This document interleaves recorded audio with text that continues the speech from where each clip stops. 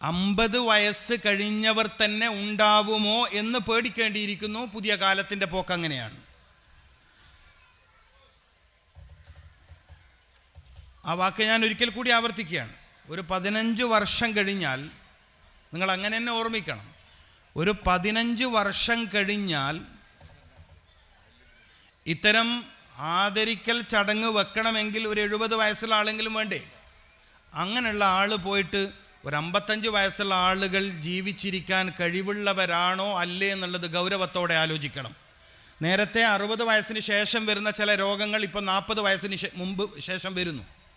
ചെറിയൊരു ഉദാഹരണം പറയാം. ഇപ്പോൾ പുരുഷന്മാരിൽ വരുന്ന ഒരു പ്രത്യേക രോഗമാണ് പ്രോസ്റ്റേറ്റ് എൻലാർജ്മെൻറ്റ്. 60 വയസ്സിന് ശേഷമൊക്കെ ആയിരുന്നു നേരത്തെ. ഒരു 10-15 വർഷം മുമ്പ് ഞാനൊക്കെ ഈ മെഡിക്കൽ ഫീൽഡിലേക്ക് വന്ന ആ സമയം, അന്നൊരു 60 വയസ്സെങ്കിലും കഴിഞ്ഞ ആളുകളിലാണ് കൂടുതലായും പ്രോസ്റ്റേറ്റ് എൻലാർജ്മെൻറ്റ് വരിക. സ്ത്രീകളിൽ ആ രോഗം ഉണ്ടാവില്ല, കാരണം ആ ഗ്രന്ഥി ആർക്കില്ല? സ്ത്രീകൾക്കില്ല. പക്ഷെ ഇന്ന് 40, 42, 45 വയസ്സുള്ള ആളുകൾ പറയുകയാണ് എനിക്ക് പ്രോസ്റ്റേറ്റ് വീക്കമുണ്ട്, അതുകൊണ്ട് തന്നെ മൂത്രാശയ സംബന്ധമായ ബുദ്ധിമുട്ടുണ്ട് എന്ന്. അപ്പോൾ 15 വർഷം മുമ്പ് തന്നെ അവർ രോഗിയാവുന്നു. സ്ത്രീകളുടെ കഥയോ? നേരത്തെ 48 വയസ്സിന് ശേഷം അല്ലെങ്കിൽ 52 വയസ്സിന് ശേഷം സംഭവിക്കുന്ന മെൻസസ് വിരാമം, മെനപ്പോസ്, അതായത് ആർത്തവ വിരാമം, ഇത് ഗൗരവമുള്ള കാര്യമാണ്, വളരെ ഗൗരവമുള്ള കാര്യമാണ്. നേരത്തെ ഒരു 10 വർഷം മുമ്പ് സ്ത്രീകളിൽ ആർത്തവ വിരാമം സംഭവിച്ചിരുന്നത് 48 വയസ്സിന് ശേഷം, 50 വയസ്സിന് ശേഷം, 52 വയസ്സിന് ശേഷമാണ്. ഇന്ന് 32, 33, 35 മുതൽ അങ്ങോട്ട്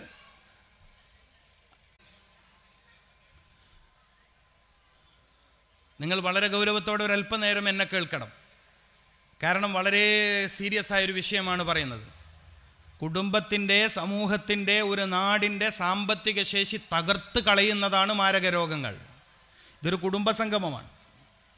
എന്ന് വെച്ചാൽ ഒരു മഹല്ല്, ഈ മഹല്ലിലെ മുഴുവൻ ജനങ്ങളെയും ഒരുമിച്ച് കൂട്ടി കഴിഞ്ഞ കാലം ഓർമ്മിച്ചതോടൊപ്പം വരും കാലത്തെക്കുറിച്ചുള്ള മുന്നൊരുക്കം കൂടി നടത്തണം. അതാണ് ഇതിൻ്റെ റിസൾട്ട്. ഇതിൻ്റെ റിസൾട്ട് എന്ന് പറയുന്നത് പൂർവ്വകാലത്തെ നിങ്ങൾ ഓർമ്മിച്ചു, അതാണ് ഈ ആദരിക്കൽ. വരും കാലത്തെ നിങ്ങളെങ്ങനെ കരുതലോടെ നോക്കിക്കാണും? വരും കാലത്തെ നിങ്ങളെങ്ങനെ കരുതലോടെ നോക്കിക്കാണും?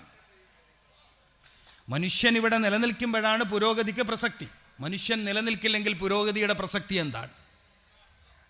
ഞാൻ ചോദിച്ച ചോദ്യത്തിൻ്റെ ഗൗരവം മനസ്സിലായോ? മനുഷ്യൻ ഇവിടെ നിലനിൽക്കുമ്പോഴാണ് പുരോഗതി എന്നതിന് പ്രസക്തി. മനുഷ്യൻ ഇവിടെ നിലനിൽക്കില്ലെങ്കിൽ പുരോഗതിയുടെ പ്രസക്തിയുണ്ടോ? ഇല്ല. ഞാൻ പലപ്പോഴും പറയാറുണ്ട്, വിദ്യാഭ്യാസം മനുഷ്യനെ സഹായിച്ചിട്ടില്ലാത്തൊരു കാലത്താണ് ജീവിക്കുന്നത്. അങ്ങനെ പറയുമ്പോൾ നിങ്ങൾക്ക് എന്നെക്കുറിച്ച് എന്ത് തോന്നുന്നു എനിക്കറിയില്ല. അല്ലെങ്കിൽ പുതിയ ഭാഷയിൽ പറഞ്ഞാൽ ശാസ്ത്ര പുരോഗതി മനുഷ്യനെ സഹായിച്ചിട്ടില്ലാത്ത ഒരു കാലത്താണ് നമ്മൾ ജീവിക്കുന്നത്. നിങ്ങളെങ്ങനെ വിലയിരുത്തുമെന്ന് എനിക്കറിയില്ല. ശാസ്ത്ര പുരോഗതി എന്ന് നമ്മൾ പറയുന്ന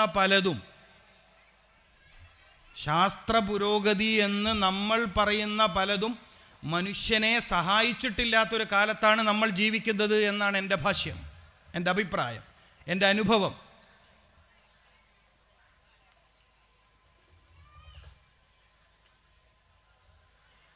കാരണം വൈജ്ഞാനിക പുരോഗതി മനുഷ്യൻ്റെ നിലനിൽപ്പിനും മനുഷ്യൻ്റെ വളർച്ചക്കുമാവണം. വൈജ്ഞാനിക പുരോഗതി എന്ന് പറയുന്നത് മനുഷ്യൻ്റെ പുരോഗതിക്കും മനുഷ്യൻ്റെ നിലനിൽപ്പിനും ആവണം.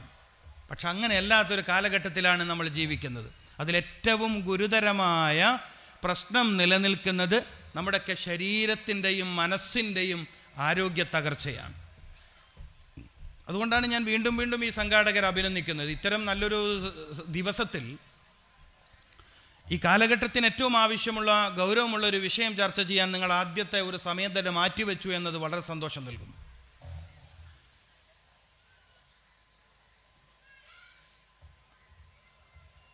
ഇന്നത്തെ ഏറ്റവും വലിയ പ്രശ്നം ശാരീരിക ബലഹീനതയാണ്.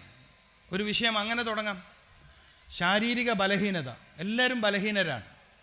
വേഗം ക്ഷീണിക്കുന്നവർ, വേഗം തളരുന്നവർ, വേഗം അസ്വസ്ഥത വരുന്നവർ. നിങ്ങൾ അങ്ങനെ ശ്രദ്ധിച്ചിട്ടുണ്ടോ എന്ന് എനിക്കറിയില്ല.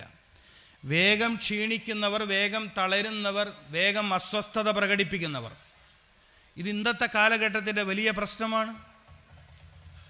ശാരീരിക ക്ഷമത കുറഞ്ഞവർ. നിങ്ങൾ ഇപ്പോഴത്തെ കുട്ടികളെ കണ്ടിട്ടുണ്ടോ? ഒരു ഉദാഹരണത്തിലേക്ക് വരുവാണ്, എൻ്റെ സദസ്സ് ശ്രദ്ധിക്കണം.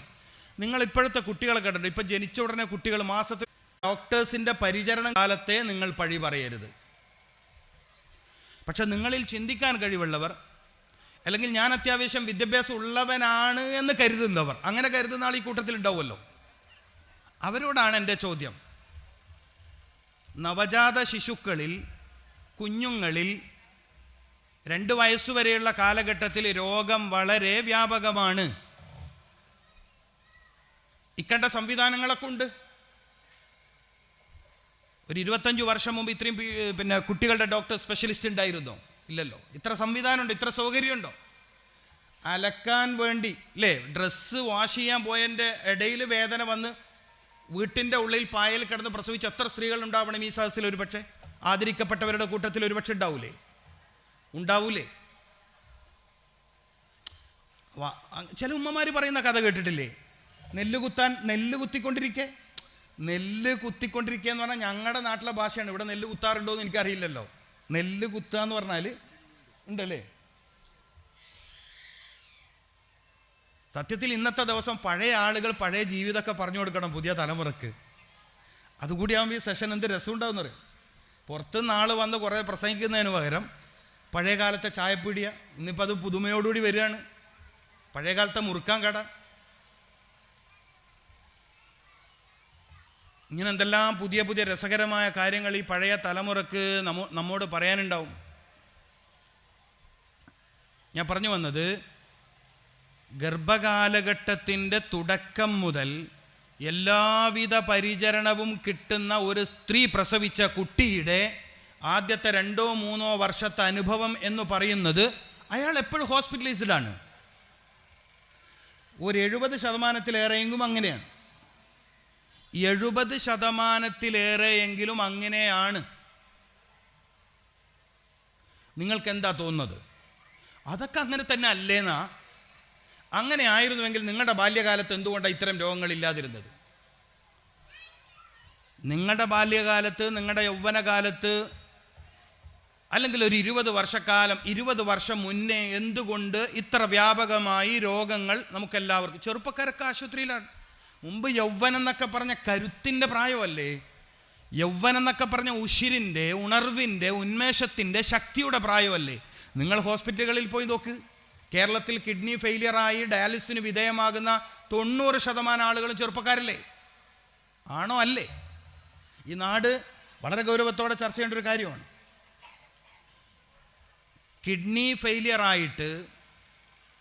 ഫെയിലിയറായിട്ട് ആഴ്ചയിൽ 2-3 തവണ ഡയാലിസിന് വിധേയമാകുന്ന ആളുകളുടെ പ്രായം ഒന്ന് പഠിക്കുക. യുവത്വം ഇങ്ങനെ പോയാൽ, യൗവനം ഇങ്ങനെ ആയിത്തീർന്നാൽ, ക്യാൻസർ സെൻ്ററുകളിൽ കീമോക്കും റേഡിയേഷനും വിധേയമാകുന്ന ആളുകളുടെ പ്രായം പരിഗണിക്കൂ.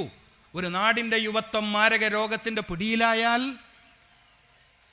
ഒരു സമൂഹത്തിൻ്റെ നട്ടെല്ല് എന്ന് വിശേഷിപ്പിക്കപ്പെടേണ്ട ഒരു സമൂഹത്തിൻ്റെ നട്ടെല്ല് ആണല്ലോ യുവാക്കൾ. ഈ നാടിൻ്റെ നട്ടെല്ലാരാണ്? യുവാക്കളാണ്. ഈ നാടിൻ്റെ ശിരസ്സാരാണ്? ഇന്ന് ആദരിക്കപ്പെട്ടവരാണ്. ഈ നാട് പിച്ചവെക്കുന്ന പാദങ്ങൾ ആരുടേതാണ്? കുട്ടികളുടേതാണ്.